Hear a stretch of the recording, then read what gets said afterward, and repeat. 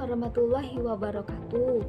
Nama saya Vina Hartiana dari kelas OMS 1902. Di sini saya akan menjelaskan tentang cara penyerahan barang atau Incoterms. Incoterms atau International Commercial Terms merupakan peraturan perdagangan terkait syarat penyerahan barang yang tujuannya supaya tidak terjadi misinterpretasi di negara-negara yang berbeda dalam mengartikan istilah-istilah yang digunakan.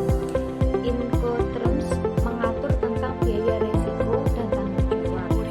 Incoterms dikelompokkan menjadi dua. Yang pertama, alat transportasi umum aneka wahana atau multimodal, yaitu meliputi yang pertama ada X-Work.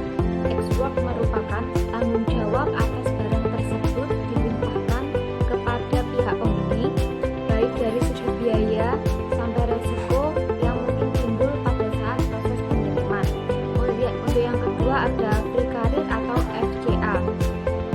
Eksportir bertanggung jawab atas resiko barang yang mungkin terjadi dan menanggung biaya sampai barang diserahkan ke karir.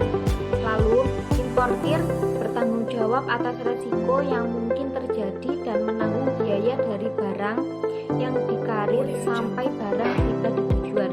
Untuk yang ketiga, free allocated ship. Eksportir bertanggung jawab atas biaya dan mengantar barang sampai berada di samping sisi kapal. Kemudian pihak eksportir bertanggung jawab menanggung biaya dan resiko dari ketika barang sudah berada di samping sisi kapal sampai barang tiba di tujuan. Yang selanjutnya ada Carriage Part 2. Penjual menyerahkan barang kepada perusahaan pengangkut yang dipilih. Kemudian biaya angkut barang sampai ke tempat tujuan ditanggung pembeli. Barang dikirimkan ke tempat tujuan yang telah ditentukan oleh pembeli. Untuk yang selanjutnya ada Carriage and Insurance Part 2. Eksportir bertanggung jawab mengirim barang dan menanggung biaya serta asuransi atas barang tersebut sampai barang tiba di tempat yang telah disebutkan.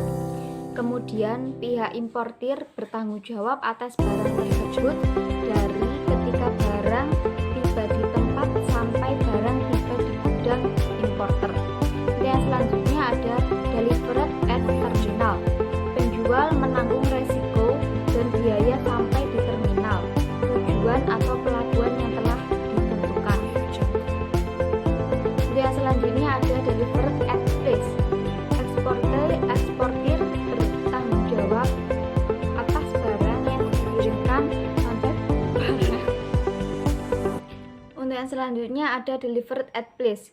Eksportir bertanggung jawab atas barang yang dikirimkan sampai barang tiba di tempat.